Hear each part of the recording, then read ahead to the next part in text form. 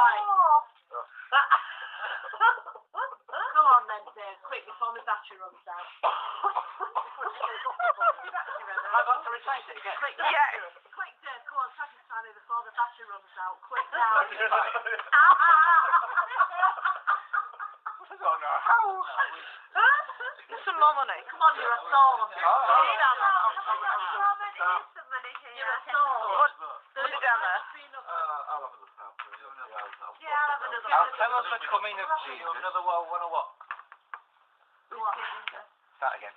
I'll tell us the coming of Jesus, our light, our Lord, and our Saviour, who walked upon water, spreading the word, exhibiting eccentric behaviour.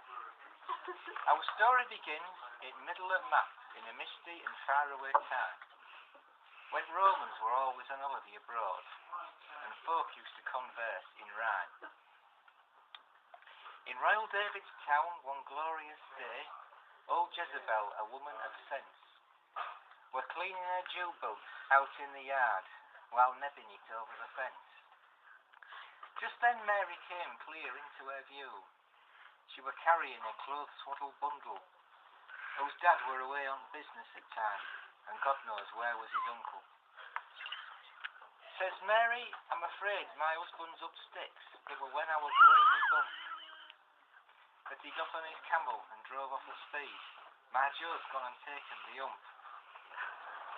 Now me and the bairn have no place to stay, have you got any room at the inn? And Jezebel cooed the baby and said, our Eli'll know if he's in. Now Eli were in an irascible mood. He were normally an amiable host, but one of his lodgers had come down that day and eaten his jam and his toast. Mary explained that she hadn't no cash, but she had other favours to sell. And Eli replied with a glint in his eye, we don't run that kind of hotel. Says he, if I took in a mother and child, I'd get loads of aggro and hassle. So give me the lad and I'll take him down club and I'll lose him in Saturday's raffle. Says Jezebel. We've gone wrong. Keep going. Well, Mary got well proper stroppy at this. Says she, blood and sodden like martyrs. If his dad were here to hear what you said, he'd have all your guts out for garters. Says Jezebel, Eli, don't take on so.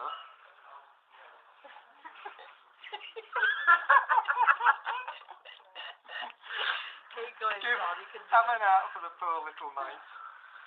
If you don't find somewhere for these folk to stay, you'll be sleeping with swineherds tonight. Says Eli, hey lass, I found it, Eureka. Like that Greek who were playing with his duck.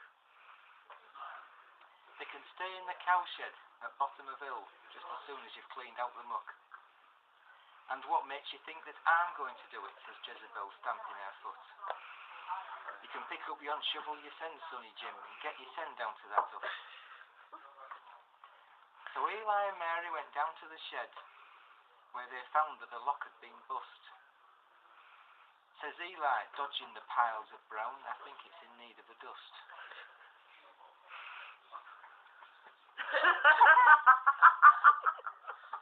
Funny how your mind goes when you're drunk. They were starting to shovel it all to one side when a face in the corner was seen. Says Mary, I think that looks like my Joe in the straw, and then where the hell have you been? Now Joe came over all sheepish and humble, and he gave her a load of old flannel. Says he, when I woke up from yesterday's nap, some Romans were clamping me camel. I've been keeping in here for a day and a half, scratching and feeding and sleeping. Says Eli, I bet it were you at me toast, of a good man to kick all your teeth in. But Mary and Joe, they made up all right, and even Eli were content, for he booked them all in the very same night. It was first time the shed had been rent. And soon the big news were all over town. Our good Lord hath borne us a son.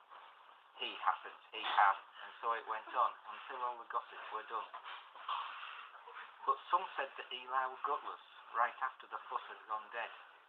For it turns out that God's all around us, and he'd heard every word that he'd said.